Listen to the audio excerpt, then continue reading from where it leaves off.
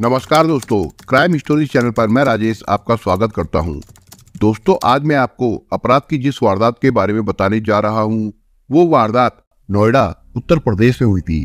तो चलिए दोस्तों, जानते हैं इस वारदात के बारे में। जितेंद्र मान ग्रेटर नोएडा स्थित एवीजे हाइट सोसाइटी में 6ठी मंजिल के फ्लैट में रहता था। ये फ्लैट उसके फुफेरे भाई प्रीतम का था। इस फ्लैट की एक चाबी प्रीतम के पास रहती थी और दूसरी जितेंद्र के पास। 12 जनवरी 2018 को प्रीतम अपने भाई जितेंद्र से मिलने फ्लैट पर पहुंचा।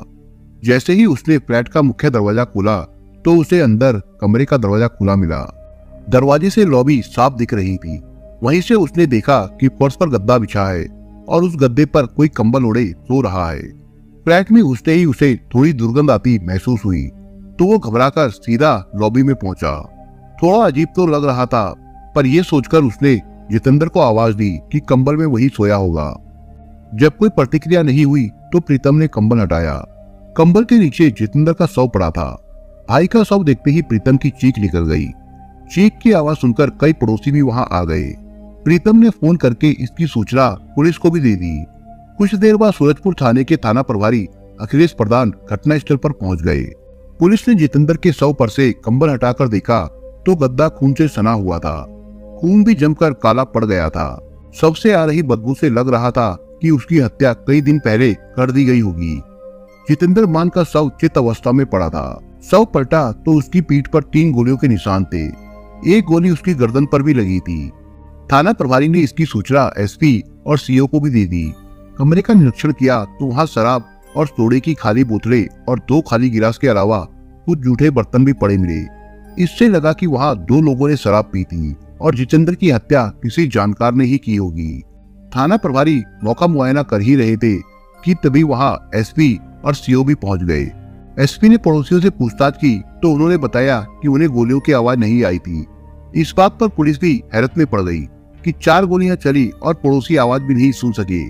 फ्लैट में सारा सामान अपनी जगह रखा हुआ था, इसलिए वहां लूट की संभावना नजर नहीं आ रही थी।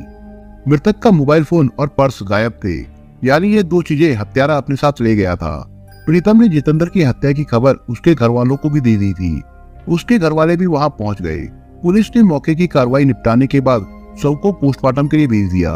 प्रीतम की तहरीर पर पुलिस ने अज्ञात हत्यारे के खिलाफ हत्या का मामला दर्ज कर लिया था। इस केस की जांच थाना प्रभारी ने खुद संभाली। 13 जनवरी को पुलिस को पोस्टमार्टम रिपोर्ट मिल गई। मरने की वजह गोलियों से शरीर के अंदरूनी अंगों की क्षति पहुंचना बताया गया था। रिपोर्ट में यह भी बताया गया कि हत्या 10 जनवरी को दोपहर से शाम के बीच की गई थी। 14 जनवरी 2018 को सुबह के समय थाना प्रभारी अखिलेश प्रधान फिर से एवीजे हाइट सोसाइटी पहुंचे। उन्होंने गेट पर मौजूद चौकीदार से पूछताछ की। आगंतुक रजिस्टर भी चेक किया, पर वहां से कोई क्लू नहीं मिला। तब उन्होंने सोसाइटी में लगे सीसीटीवी कैमरे की फुटेजों को देखा। फुटेज से जानकारी मिली कि 10 जनवरी को दोपहर करीब 11:30 बजे जितेंद्र मान सीढ़ियों से फ्लैट में गया और 4:20 पर फ्लैट से बाहर निकला और चला गया। इसके बाद थाना प्रभारी सोसाइटी से चले गए। उन्होंने जांच की तो पता चला कि दिल्ली के मुलरिका के रहने वाले प्रीतम ने अपने दोस्त नितिन चौधरी के साथ ग्रेटर नोएडा में कुछ दिनों पहले ही एक जिम खोला था। प्रीतम जिम में ज्यादा समय नहीं दे पाता था। घर से रोजाना ग्रेटर नोएडा आना जाना उसके लिए संभव नहीं था, इसलिए उसने जिम के नजदीक एवीजे हाइट सोसाइटी में किराए पर एक फ्लैट ले लिया था। प्रीतम का एक ममेरा भाई था जितेंद्र मान, जो बाहरी दिल्ली के अलीपुर में रहता था। फिलहाल वो बेरोजगार था। उसने कई साल जिम में प्रैक्टिस करके अपना शरीर बना रखा था और एक अच्छा खिलाड़ी भी था, इसलिए प्रीतम ने उसे अपने जिम में ट्रेनर के रूप में रख लिया था। क्योंकि हत्या वाले दिन जितेंद्र प्रीतम के फ्लैट पर आया था, इसलिए थाना प्रभारी पूछताछ करने के लिए उसके जिम में पहुंच गए। थाना प्रभारी ने जिम में पूछताछ की तो मालूम हुआ कि 10 जनवरी को जितेंद्र अपनी शिफ्ट पूरी करके 11:15 बजे घर जाने के लिए निकला था। एवीजे हाइट सोसाइटी जिम के पास है। अगर किसी गाड़ी से जाया जाए तो सोसाइटी का रास्ता 10 मिनट का है। एवीजे हाइट्स की सीसीटीवी फुटेज में जितेंद्र 11:30 बजे सीढ़ियां चढ़कर फ्लैट में जाता दिख रहा था। इससे साफ हो गया कि जिम से निकलने के बाद जितेंद्र सीधे घर गया था। इसके बाद दोपहर करीब 12:30 बजे कोई जितेंद्र के फ्लैट में आया। वहां शराब पी गई। पुलिस ने जितेंद्र की कॉल ट्रेस निकलवाई। उस कॉल ट्रेस में 17 मोबाइल नंबरों को चिन्हित किया गया। इनमें से एक फोन नंबर प्रीतम का निकला और 5 फोन नंबर जिम के कर्मचारियों व परिवार के लोगों के थे। इसलिए इन 6 नंबरों को संदेह से अलग कर दिया गया। पुलिस ने 11 नंबरों की गहन छानबीन की तो चौंकाने वाली बात ये पता चली कि वो सभी फोन नंबर लड़कियों के थे। उनमें से 10 लड़कियां घर पर ही मिल गई। थाना प्रभारी ने उन्हें एसपी साहब के सामने पेश किया। एसपी साहब ने सभी लड़कियों से अलग अलग बात की, मगर कोई काम की बात पता नहीं चली। अब केवल एक लड़की बची थी। उसका फोन बंद आने की वजह से संपर्क नहीं हो सका। पुलिस ने उसके फोन नंबर की कॉल डिटेल्स निकलवाई तो पता चला कि वो नंबर ग्रेटर नोएडा की होराइजन सोसाइटी के फ्लैट में रहने वाली सृष्टि गुप्ता का है। मोबाइल कंपनी से पते के साथ सृष्टि गुप्ता का फोटो भी मिल गया। मामले की तह तक पहुंचने के लिए एसआई हरिराज सीधे होराइजन सोसाइटी पहुंचे। सृष्टि गुप्ता जिस फ्लैट में रहती थी वो बंद मिला। इस पर एसआई ने सोसाइटी के सुरक्षा कर्मी को सृष्टि का फोटो दिखाया। सुरक्षा कर्मियों ने फोटो पहचानते हुए कहा कि ये लड़की यहीं रहती है। उन्होंने बताया कि सृष्टि स्टूडेंट है और फ्लैट में अकेली ही रहती है। उसके यहाँ एक मेड काम करने आती है, पर कुछ दिनों से सृष्टि फ्लैट में नहीं है, इसलिए मेड भी काम पर नहीं आती। एसआई हरिराज ने उन सुरक्षा कर्मियों को अपना फोन नंबर देते हुए कहा कि जब भी सृष्टि सोसाइटी में आए तो वो उन्हें फोन कर दे। एक दिन एसआई हरिराज को होराइजन सोसाइटी के एक सुरक्षा गार्ड ने फोन करके सूचना दी कि सृष्टि अपने फ्लैट में मौजूद है। सूचना मिलते ही एसआई हरिराज महिला कांस्टेबल मोनिका और रीचा को लेकर सृष्टि के फ्लैट पर पहुंच गए। वो पूछताछ के लिए सृष्टि को सूरजपुर थाने ले आए। थाना प्रभारी अखिलेश प्रधान ने सृष्टि से जितेंद्र मान के बारे में पूछताछ की तो उसने ये बात कबूल कर ली कि वो जितेंद्र मान को जानती है, क्योंकि वो पहले जितेंद्र के जिम में जाती थी। आप कब से कब तक जिम जाती रही? थाना प्रभारी ने पूछा। मार्च से सितंबर 2017 तक, सृष्टि बोली।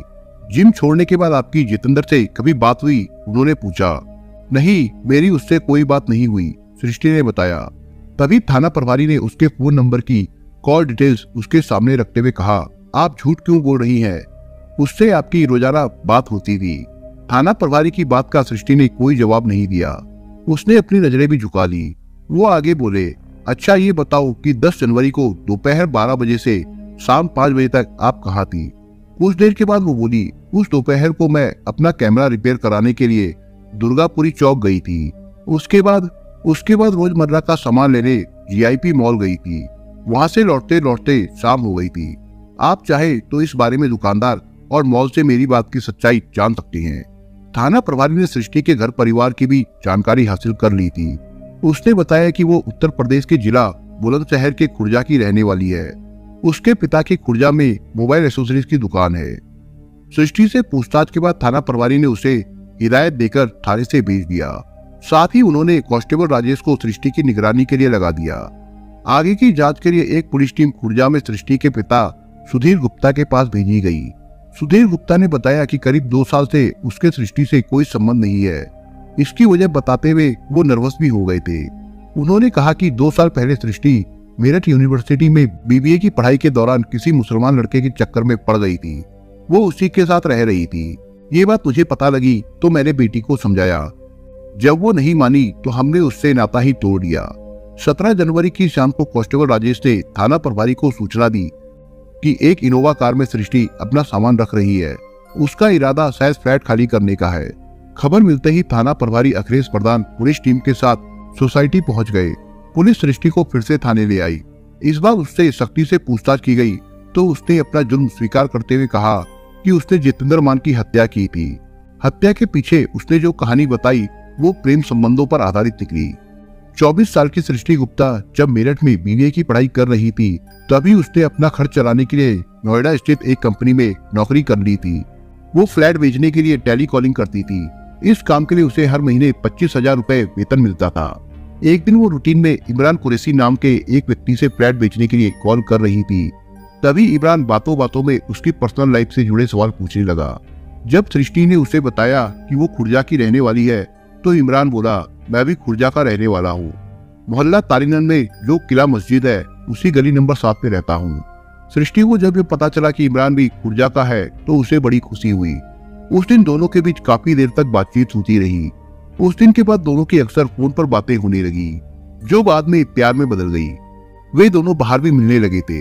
इमरान ना तो हैंडसम था और ना ही ज्यादा पढ़ा लिखा, मगर वो गले में सोने की मोटी चेन, उंगली में हीरे की अंगूठियां पहनता था और सकोड़ा कार से चलता था। इस सब से उसकी संपन्नता साफ झलकती थी।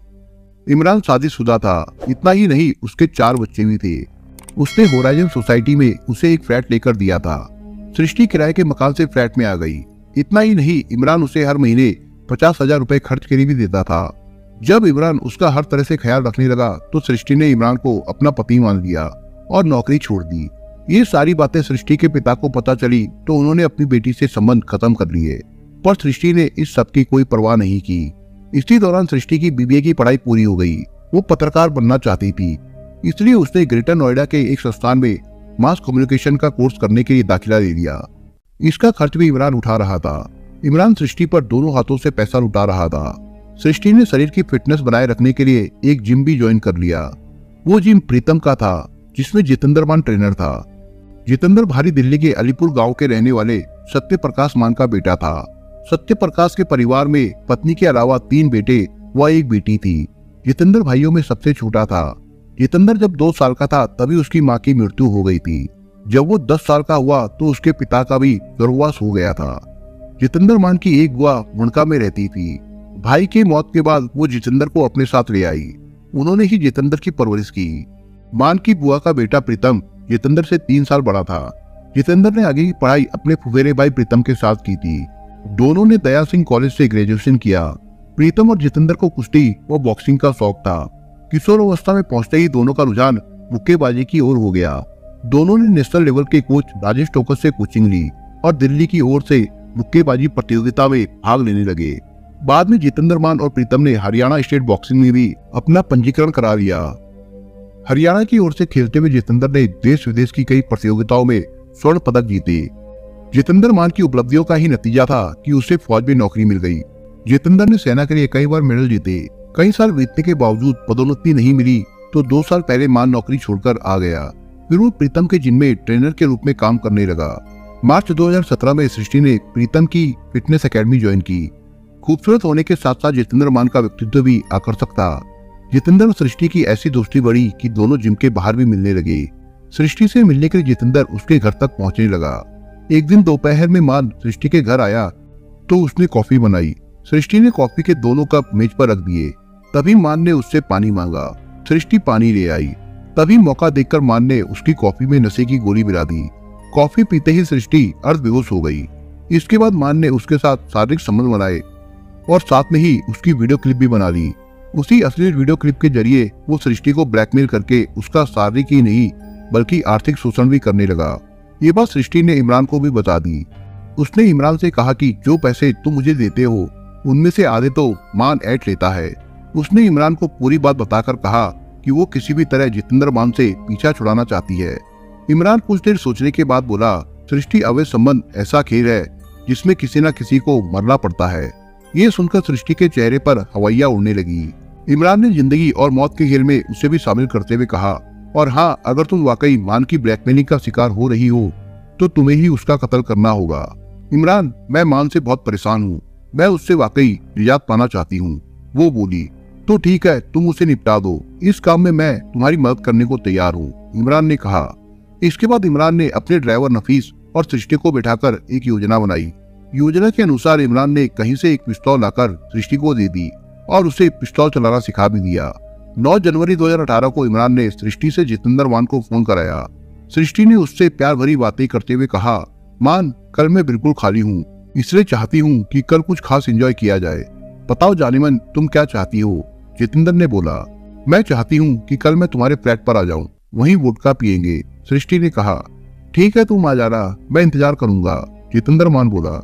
जितेंद्र अपने भाई प्रीतम के एवीजे हाइट सोसाइटी स्थित फ्लैट में रहता था। 10 जनवरी 2018 को सृष्टि जितेंद्र के फ्लैट पर पहुंच गई, जहां मान उसका इंतजार कर रहा था। मान ने उसका बड़ी गर्मजोशी से स्वागत किया। फिर उसके और सृष्टि के बीच खाने पीने का दौर चला। बाद में मान ने अपनी हसरतें भी पूरी कर ली। इसके बाद सृष्टि ने मान से अश्लील क्लिपिंग डिलीट करने को कहा। इस पर मान ने कोई जवाब देने के बजाय उसकी तरफ पीठ घुमा ली। सृष्टि को समझ आ गया कि वो क्लिपिंग डिलीट नहीं करेगा। उसने अपने बैग से पिस्तौल निकाली और एक एक करके उसे 4 गोलियां मार दी। कुछ ही देर में मान की मौत हो गई। सृष्टि ने शव को चित करके उसे कंबल उड़ा दिया। इसके बाद सृष्टि ने मान के मोबाइल से जिम वाले फोन पर मैसेज किया, मैं जरूरी काम से बाहर जा रहा हूँ, शाम को जिम नहीं आऊंगा। सृष्टि अपने साथ एक जोड़ी कपड़े लेकर आई थी। पहने हुए कपड़ों पर खून लग गया था, इसलिए बाथरूम में जाकर उसने अपने कपड़े बदले। फिर फ्लैट को बाहर से बंद करके चाबी पर्स में डाली और चेहरे पर स्कार्फ बांधकर सोसाइटी से बाहर निकल आई। वहां से वो डीएलएफ मॉल पहुंची, जहां इनोवा कार में इमरान व ड्राइवर नफीस उसका इंतजार कर रहे थे। सृष्टि ने एक चालाकी ये भी की थी कि वो अपने दोनों मोबाइल नफीस के पास ही छोड़ गई थी। नफीस उसके मोबाइल लेकर दिलशाद गार्डन होता हुआ दुर्गापुरी चौक पहुंच गया था। तभी योजना अनुसार इमरान ने अपने फोन से सृष्टि के फोन पर 2 बार कॉल की थी, जो नफीस ने रिसीव कर ली थी। ये उन्होंने इसलिए किया था ताकि वारदात के समय सृष्टि के फोन की लोकेशन घटना स्थल के बजाय कहीं दूसरी जगह की आए। सृष्टि से पूछताछ करने के बाद पुलिस ने उसके प्रेमी इमरान व उसके ड्राइवर नफीस को भी गिरफ्तार कर लिया था। इमरान की निशानदेही पर पुलिस ने हत्या में प्रयुक्त पिस्तौल भी बरामद कर ली, लेकिन जितेंद्र का मोबाइल फोन बरामद नहीं हो सका। वो मोबाइल उसने दनकोर नहर में फेंक दिया था। इसके बाद इमरान और नफीस से भी उन्होंने पूछताछ की। तीनों अभियुक्तों को सीजीएम गौतम बुद्ध नगर की अदालत में पेश किया गया, जहां से उन्हें जेल भेज दिया गया था। दोस्तों, आप अगर चैनल पर नए हो तो आप चैनल को सब्सक्राइब करने के साथ कमेंट बॉक्स में इस कहानी के बारे में अपने विचार जरूर लिखिएगा। मिलता हूँ एक नई कहानी के साथ, तब तक के लिए अपना ख्याल रखिएगा। धन्यवाद।